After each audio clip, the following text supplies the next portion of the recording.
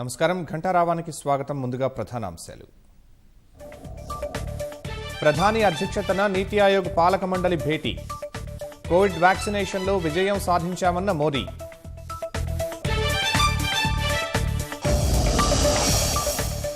హైదరాబాద్లోని సిడిఎఫ్డిని సందర్శించిన ఉపరాష్ట్రపతి జీవన ప్రమాణాలు మార్చడమే పరిశోధనల లక్ష్యమని వ్యాఖ్య.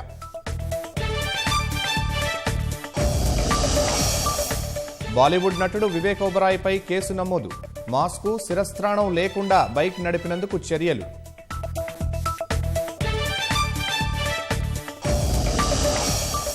బంజారాహిల్స్లో ఇద్దరు మత్తుమందు బాధితుల దుశ్చర్య. డ్రగ్స్ కొనేందుకు డబ్బులు ఇవ్వలేదని యువకులపై దాడి.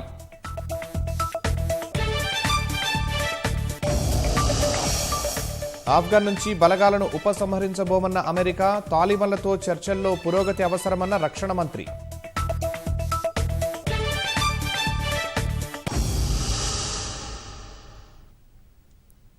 ప్రధానమంత్రి నరేంద్ర మోదీ అధ్యక్షతన 6వ నీతి ఆయోగ్ పాలక మండలి సమావేశం కొనసాగుతోంది. వీడియో కాన్ఫరెన్స్ ద్వారా జరిగే ఈ భేటీలో రాష్ట్రాల ముఖ్యమంత్రులు పాల్గొంటున్నారు.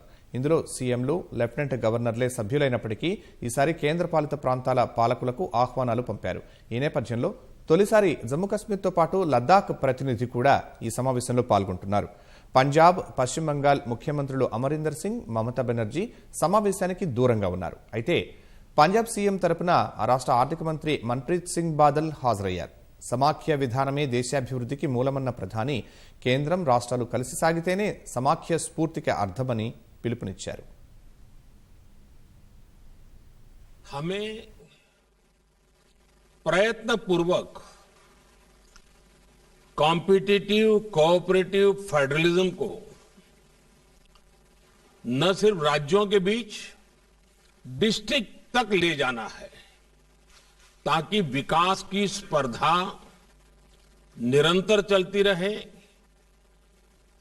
विकास ये प्राइम एजेंडा बना रहे, देश को नई ऊंचाई पर ले जाने की स्पर्धा कैसे बढ़े, ये मंथन करने के लिए पहले भी कई बार हमने चर्चा की है. आज भी स्वाभाविक है कि इस समिट में उस पर बल दिया जाएगा. हमने कोरोना कालखंड में देखा है कि कैसे अब राज्य और केंद्र सरकार ने मिलकर काम किया, देश सफल हुआ और दुनिया में भी भारत की एक अच्छी छवि निर्माण हुई. साथियों, आज जब देश अपनी आजादी के 75 वर्ष पूरे करने जा रहा है, तब इस गवर्निंग काउंसिल की बैठक और महत्वपूर्ण हो गई है. मैं राज्यों से भी आग्रह करूंगा कि आजादी के 75 वर्ष के लिए अपने अपने राज्यों में समाज के सभी लोगों को जोड़ करके समितियों का निर्माण हो, जिलों में भी समितियों का निर्माण हो. अब से कुछ देर पहले इस बैठक के लिए बिंदुओं का एक सरसरा उल्लेख आपके सामने हुआ है. इन एजेंडा पॉइंट्स का चयन देश की सर्वोच्च प्राथमिकताओं को ध्यान में रखते हुए किया गया है. ఆధునిక కాలంలో సిడిఎఫ్డి చేస్తున్న కృషి దేశానికి ఎంతో అవసరమని ఉపరాష్ట్రపతి వెంకయ్యనాయుడు పేర్కొన్నారు. హైదరాబాద్ ఉప్పల్లోని centre for DNA finger printing and diagnostics ను ఆయన సందర్శించారు. ఈ సందర్భంగా పీడియాట్రిక్ రేర్ జెనెటిక్ డిజార్డర్స్ ల్యాబొరేటరీని ఉపరాష్ట్రపతి ప్రారంభించారు. సిడిఎఫ్డిలో పలు విభాగాలను పరిశీలించిన వెంకయ్య ఇక్కడ జరుగుతున్న పరిశోధనల గురించి తెలుసుకున్నారు. పెరిగిన నేరాలతో పరిశోధనా సంస్థలు, న్యాయ వ్యవస్థ అనే సవాళ్లకు ఎదుర్కొంటున్నందున సిడిఎఫ్డి అవసరం ఎంతో ఉందని చెప్పారు. Any technology, any research. Ultimate aim is to make people's life more comfortable. People's life happy. That is the purpose of science and technology. The area for DNA fingerprinting and diagnosis of genetic disorders and to conduct high quality basic research. This uniqueness stems from the hybrid model, the two arms of services and research benefiting from each other. In the modern world, the crimes of different orders, different nature are coming. And also judiciary also is facing challenges. And investigating agencies also are facing lot of challenges. Your institute and the good amount of work and research you people are doing is really helping the cause of the people and humanity and the country. That CDFD has just entered into 25 years of its service to the nation. You have enough experience now. You got the maturity. Please note, along with that, the expectations of the people also is going up. దేశవ్యాప్తంగా petrol ధరలు భగ్గున మండుతున్నాయి. ఇప్పటికే రాజస్థాన్, మధ్యప్రదేశ్లోని కొన్ని ప్రాంతాల్లో petrol ధర ₹100 దాటగా ఇప్పుడు మిగతా రాష్ట్రాల్లోనూ శతకం దిశగా దూసుకుపోతోంది. వరుసగా 12వ రోజు ఇంధన ధరలు పెరిగాయి. పెట్రోల్ లీటర్కు 39 పైసలు, డీజిల్ 37 పైసలు వృద్ధి చెందాయి. తాజా పెంపుతో దేశ రాజధాని ఢిల్లీలో పెట్రోల్ ధర ₹90.58 పైసలు, డీజిల్ ₹80.97 పైసలకు చేరింది. కోల్కతాలో పెట్రోల్ ₹91.78 పైసలు, డీజిల్ ₹84.19 పైసలు, ముంబైలో పెట్రోల్ ₹97 రూపాయలకు, డీజిల్ ₹88.06 పైసలకు చేరింది. చెన్నైలో పెట్రోల్ ₹92.59 పైసలు, డీజిల్ ₹85.63 పైసలు, హైదరాబాద్లో పెట్రోల్ ₹93.78 పైసలు, డీజిల్ ₹87.91 పైసలు, విజయవాడలో పెట్రోల్ ₹96.77 పైసలు, డీజిల్ ₹90.03 పైసలకు చేరింది.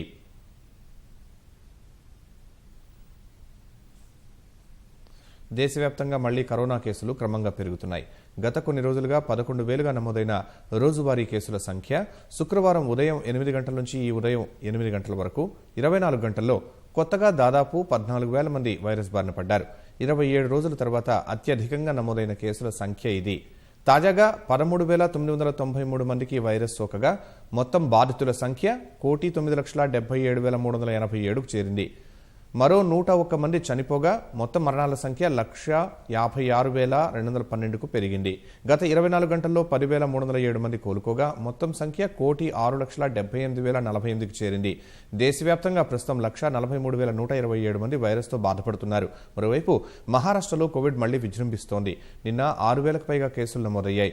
ఆ రాష్ట్ర మంత్రి బచ్చుకడు, మరో మాజీ మంత్రి ఎన్సీపీ నేత ఏక్నాథ్ ఖడ్సేకు రెండవసారి వైరస్ సోకింది. ఇప్పటివరకు 1,07,15,204 మందికి టీకా వేసినట్లు కేంద్ర వైద్య ఆరోగ్య శాఖ ప్రకటించింది. మాస్క్ ధరించకుండా ద్విచక్ర వాహనం నడిపినందుకు బాలీవుడ్ నటుడు వివేక్ ఓబరాయ్పై ముంబై పోలీసులు శుక్రవారం ఎఫ్ఐఆర్ నమోదు చేశారు.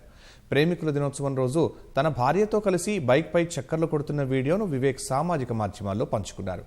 ఆ వీడియోలో వివేక్ హెల్మెట్, మాస్క్ లేకుండా కనిపించారు. దీంతో పోలీసులు కరోనా నిబంధనల ఉల్లంఘన కింద ఎఫ్ఐఆర్ నమోదు చేయడం సహా హెల్మెట్ ఉపయోగించనందుకు ₹500 జరిమానా విధించారు. మహారాష్ట్రలో మళ్లీ కరోనా ఉధృతి దృష్ట్యా మాస్క్ ధరించని వారిపై కేసులు నమోదు చేస్తామని ఇప్పటికే ముంబై అధికారులు హెచ్చరించారు.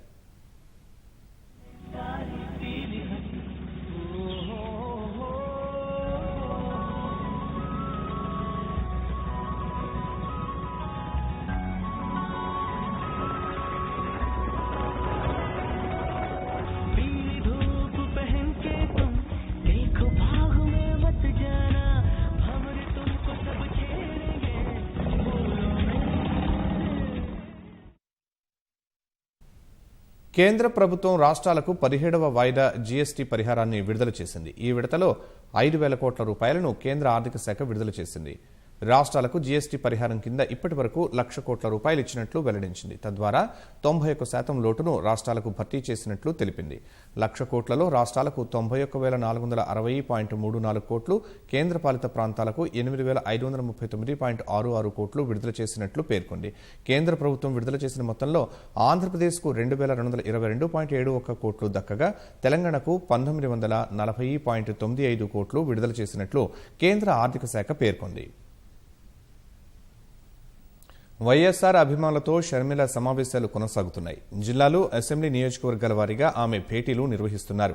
ఇవాళ హైదరాబాద్, రంగారెడ్డి జిల్లాలకు చెందిన అభిమానులతో లోటస్ పాండ్లో ఆత్మీయ సమ్మేళనం నిర్వహించారు. క్షేత్రస్థాయిలో పరిస్థితులు, భవిష్యత్ కార్యాచరణపై ఆమె అభిప్రాయాలు సేకరిస్తున్నారు. నిన్న ఉమ్మడి మహబూబ్ నగర్ జిల్లా నేతలతో సమావేశమైన షర్మిల ఇవాళ మార్చి 2న మరోసారి వారితో భేటీ కానున్నారు. జిల్లాల వారీగా సమగ్ర సమాచారం సేకరిస్తూ రాష్ట్రంలోని పరిస్థితులను తెలుసుకుంటున్నారు. వీలైనంత త్వరగా పార్టీ ఏర్పాటు చేసే యోచనలో షర్మిల ఉన్నట్లు తెలుస్తోంది.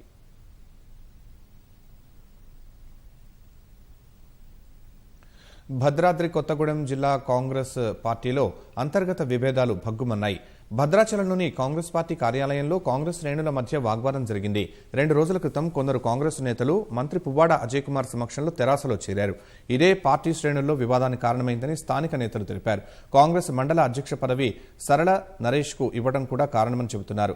జూనియర్లకు పదవులు కట్టబెట్టడం వల్ల వివాదాలు చోటు చేసుకుంటున్నాయని కొందరు కాంగ్రెస్ నాయకులు నల్ల బ్యాడ్జీలు ధరించి పార్టీ కార్యాలయంలో నిరసన తెలిపారు. ఈ వివాదం అంతా భద్రాచలం ఎమ్మెల్యే పొదెం వీరయ్య ఎదురుగానే జరిగింది. కాంగ్రెస్ శ్రేణులు ఆందోళన చేయగా గందరగోళం తలెత్తింది.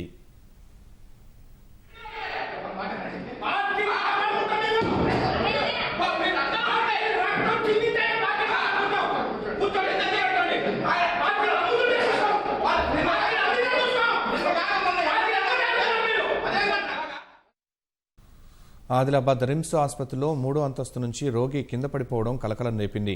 ఇంతకుముందు ఇలాంటి ఘటనలు 2 సార్లు చోటు చేసుకుని 2 మృతి చెందగా ఇది 3వ ఘటన.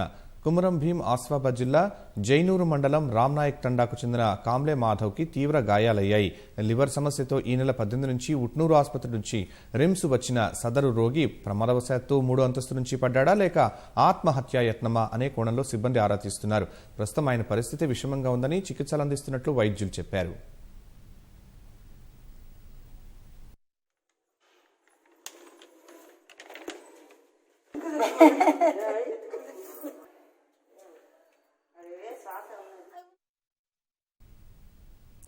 బంజారాహిల్స్ రోడ్ నెంబర్ 12లోని గౌరీశంకర్ నగర్లో దుండగులు 2 యువకులపై దాడి చేశారు. హోటల్ పని ముగించుకుని ఇంటికి వెళుతున్న సమయంలో యువకులను అడ్డగించిన దుండగులు మత్తు పదార్థాల కొనుగోలుకు డబ్బులు డిమాండ్ చేశారు. తమ వద్ద నగదు లేదని చెప్పడంతో వారిని విచక్షణారహితంగా కొట్టారని స్థానికులు చెబుతున్నారు. ఈ ఘటనలో 2 గాయాలు కాగా చికిత్స నిమిత్తం వారిని ఆసుపత్రికి తరలించారు. దాడికి పాల్పడిన వారిలో ఒకరిని పట్టుకుని పోలీసులకు అప్పగించారు. బాధితుల ఫిర్యాదు మేరకు కేసు నమోదు చేసి దర్యాప్తు చేస్తున్నారు.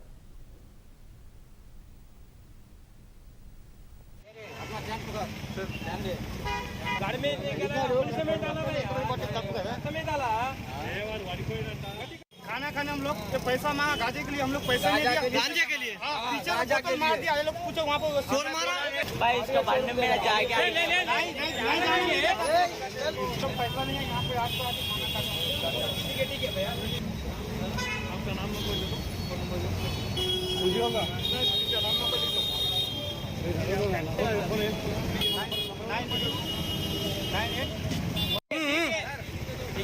सर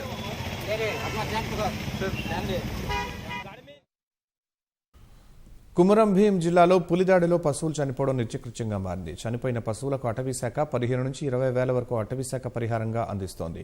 40 నుంచి 50 వేల వరకు విలువ ఉండే పశువులకు అధికారులు ఇచ్చే పరిహారం ఏమాత్రం సరిపోవడం లేదని రైతులు ఆవేదన వ్యక్తం చేస్తున్నారు. పెంచికల్పేట మండలం గుండెపల్లి గ్రామంలో శుక్రవారం తెల్లవారుజామున 3 గంటల ప్రాంతంలో పులిదాడిలో ఎద్దు చనిపోయింది. 45 వేలకు ఎద్దును కొన్నామని, పరిహారం ఇవ్వాలని అటవీ అధికారులతో బాధితులు వాగ్వాదానికి దిగారు. పులితో భయభ్రాంతులకు గురవుతున్నామని, బంధించి తరలించాలని స్థానికులు గోడు వెళ్లబోసుకున్నారు.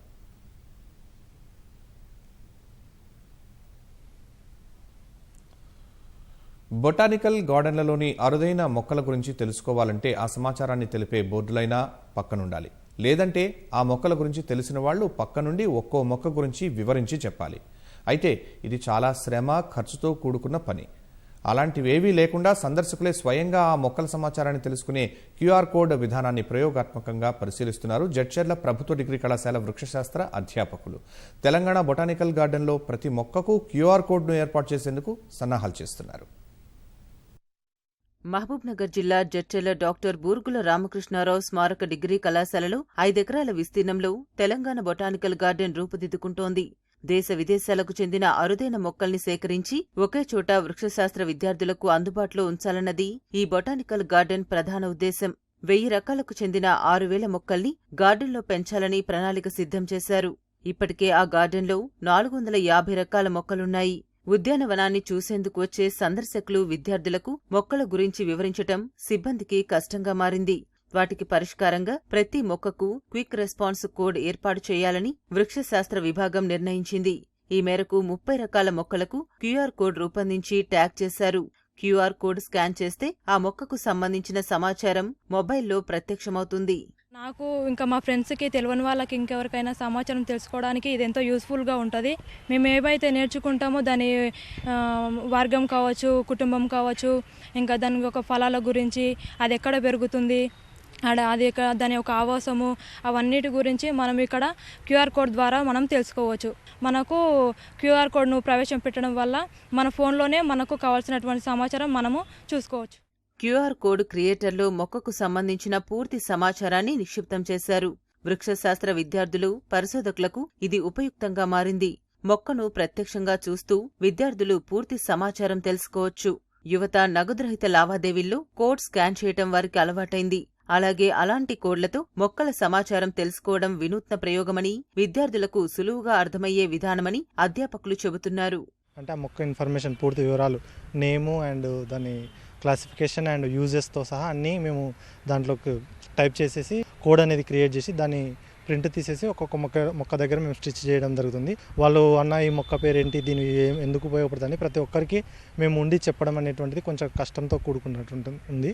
సో దానికి అనుగుణంగా మేము ఇప్పుడు క్యూఆర్ కోడ్లు అనేటువంటి క్రియేట్ చేసి ప్రతి మొక్కకు ట్యాగ్ చేసినాం అన్నమాట. వాళ్ళు స్వతహాగా వాళ్ళ ఫోన్లలో వాటిని స్కాన్ చేసుకోవడం ద్వారా ప్రతి విద్యార్థికి కూడా ఇది బెనిఫిట్ అవుతుంది. స్పెషల్ ఫీచర్స్, ఫర్ ఎగ్జాంపుల్ ఏమైనా మెడిసినల్ ప్లాంట్స్ ఉంటే వాటి నుంచి ఏ మెడిసినల్ ఎక్స్ట్రాక్ట్ చేస్తారు, అది కమర్షియల్గా ఏ ప్రోడక్ట్లో యూజ్ అవుతుంది అండ్ దానివల్ల బెనిఫిట్స్ ఏంది, ఏవైతే ఆ మొక్క నుంచి మనం లబ్ధి పొందుతున్నామో అట్లాంటి ఇన్ఫర్మేషన్ అనేటువంటికి సంబంధించి దాంట్లో మేము క్రియేట్ చేయడం జరుగుతుంది.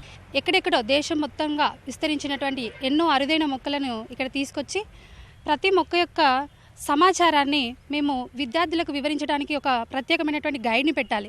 అటువంటి అవసరం లేకుండా సాంకేతికను మేము తోడు చేసుకొని ప్రతి మొక్కకి సంబంధించినటువంటి పూర్తి సమాచారాన్ని పరిశోధక విద్యార్థులకు మరియు వృక్షశాస్త్రానికి సంబంధించినటువంటి విద్యార్థులకు మొక్క యొక్క పూర్తి సమాచారాన్ని అందించడానికి క్యూఆర్ కోడ్ని ప్రవేశపెట్టడం జరిగింది. మొక్కకి 100% దీని యొక్క అభివృద్ధి అయిన తర్వాత అన్ని మొక్కలకి కూడా మేము ఇక్కడ ప్రవేశపెట్టాలని అనుకుంటున్నాం. సంబంధంగా అంటే పరిశోధన పరంగా ఆ మొక్క ఎక్కడ పెరుగుతుంది అనేటువంటి విషయం తెలుసుకోవడం, ఉపయోగం తెలుసుకోవడం వల్ల దాన్ని ఏ విధంగా మనము భావితరాలకు అందించవచ్చు అంశాన్ని మనం తెలియజేయవచ్చు. ప్రస్తుతం ప్రయోగాత్మకంగా చేపట్టిన ఈ క్యూఆర్ కోడ్లను గార్డెన్ నిర్మాణం పూర్తయ్యాక అన్ని మొక్కలకు వర్తింపజేస్తామని అధ్యాపకులు వివరిస్తున్నారు. సాంకేతికతను చదువుకు అనుసంధానం చేయడం ద్వారా విద్యార్థులు సులువుగా విద్యను నేర్చుకోవాలన్నది ఈ ప్రయోగంలో మరో ఉద్దేశం. కోడ్ ద్వారా ప్రస్తుతం ఆంగ్లంలో మాత్రమే సమాచారమొస్తోంది. మున్ముందు ఆ సమాచారాన్ని ఆడియో రూపంలో చదివి వినిపించేలా ప్రయత్నిస్తున్నారు. ఎవరైనా విజిటర్స్, రేపు స్టూడెంట్స్ కానీ విజిటర్స్ కానీ వచ్చినప్పుడు ఈ ఒక మొక్క దగ్గరికి మనం వెళ్ళినప్పుడు అక్కడ క్యూఆర్ కోడ్ అనేది మేము డెవలప్ చేశాము. ఫ్యూచర్లో అన్నిటి కూడా వాటిని ఏర్పాటు చేస్తాం. వాటన్నిటి కూడా క్యూఆర్ కోడ్ యొక్క ముఖ్య ఉద్దేశము మొక్క యొక్క ఇన్ఫర్మేషన్ మొత్తం కూడా అందులో మనకు వస్తుంది. ప్రతి ప్రోడక్ట్కు ఏ విధంగా అయితే కోడ్ ఉందో అదే విధంగా ప్రతి మొక్కకు కూడా క్యూఆర్ కోడ్ అనేది మేము ఏర్పాటు చేయడం జరిగింది. ప్రస్తుతానికి ఓన్లీ డేటా వస్తుంది స్కాన్ చేస్తే. ఫ్యూచర్లో ఈ డేటా వల్ల ఎవరైనా చదువుకోని వాళ్ళు లేదా ఇంగ్లీష్ రాని వాళ్ళు వస్తే ఇంకొక ప్రాబ్లం వచ్చేటువంటి అవకాశం ఉంది. కాబట్టి ఒక వాయిస్ రికార్డ్ రావాలి, డేటా రావాలి, వాయిస్ రికార్డ్ కూడా. వాయిస్ రికార్డ్ కూడా ఒక 3 భాషలలో, ఫస్ట్ లోకల్ లాంగ్వేజ్, హిందీ, ఇంగ్లీష్లలో వచ్చే విధంగా ప్లాన్ చేస్తున్నాం. ఇప్పటికీ 450 రకాల మొక్కలు నాటాం. సో ఇది ఒక ఇంట్రెస్టింగ్గా ఉండి పిల్లవాడికి చూస్తేనే ఆహా ఇదేదో బాగుంది అని స్కాన్ చేయడానికి అలవాటు పడి ఆ విధంగా సబ్జెక్ట్ నేర్చుకునే విధంగా మేము ప్లాన్ చేస్తున్నాం. ఆ సమాచారాన్ని మళ్ళీ దాన్ని వాట్సాప్ కూడా చేసుకోవచ్చు మనం. తెలంగాణ భౌగోళిక స్వరూపంలో బొటానికల్ గార్డెన్ రూపుదిద్దుకుంటోంది. త్వరలోనే పూర్తిస్థాయి హంగులతో సందర్శకులకు అందుబాటులోకి రానుంది. గతేడాది జూన్లో గాల్వన్ ఘర్షణకు సంబంధించిన ఓ వీడియోను చైనా విడుదల చేసింది. తొలుత భారత సైనికులే చొరబడినట్లు, తమ సైనికులు వారిని నిలువరించినట్లు చూపించే ప్రయత్నం చేసింది. రాత్రివేళ ఇరు సైన్యాలు ఫ్లాష్ లైట్ల వెలుతురులో కేకలు వేసుకుంటున్న దృశ్యాలు ఆ వీడియోలో ఉన్నాయి. ఇలాంటి దుష్ప్రచారాలు చేయటం చైనాకు వెన్నతో పెట్టిన విద్యగా సైనిక వర్గాలు పేర్కొన్నాయి. ప్యాంగాంగ్ సరస్సులో సైనిక ఉపసంహరణ తర్వాత ఇరు దేశాల మధ్య చర్చలు జరగనున్న నేపథ్యంలో గాల్వాన్ ఘర్షణలో తమ సైనికుల మృతి అంగీకరించిన చైనా వ్యూహాత్మకంగా ఈ వీడియోను విడుదల చేసినట్లుగా భావిస్తున్నారు. 外军溃不成军，抱头逃窜，丢下大量越线和伤亡人员，付出了惨重代价。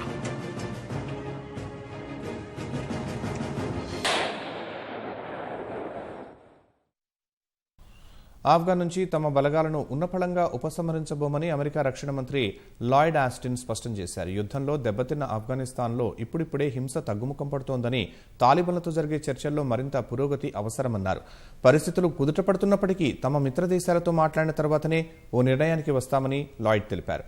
ఆఫ్ఘన్ నుంచి సైనిక బలగాల ఉపసంహరణ కోసం గత ఏడాది ఫిబ్రవరిలో అమెరికా తాలిబాన్ల మధ్య ఒప్పందం జరిగింది. మే 1 కల్లా యుఎస్ బలగాలు వెనక్కి తీసుకోవాలని ఒప్పందంలో ఉంది. ప్రస్తుతం 2500 మంది అమెరికన్ సైనికులు ఆఫ్ఘన్లో ఉన్నారు. తిరుమల శ్రీవారి ప్రత్యేక ప్రవేశ దర్శన టికెట్లను తిరుమల తిరుపతి దేవస్థానం విడుదల చేసింది. మార్చి నెలకు సంబంధించిన కోటాను ఆన్లైన్లో అందుబాటులో ఉంచారు. రోజుకు 25,000 టికెట్ల చొప్పున 17 స్లాట్లలో 300 రూపాయల టికెట్లను విడుదల చేశారు. భక్తులు తిరుమల తిరుపతి దేవస్థానం వెబ్సైట్ ద్వారా టికెట్ల నమోదుకు అవకాశం ఇచ్చారు. ఒక యూజర్ ఐడి నుంచి 6 టికెట్ల చొప్పున బుక్ చేసుకునే సదుపాయం కల్పించారు. శ్రీవారి దర్శన టికెట్లతో పాటు అద్దె గదులను పొందేందుకు అవకాశం కల్పిస్తున్నారు.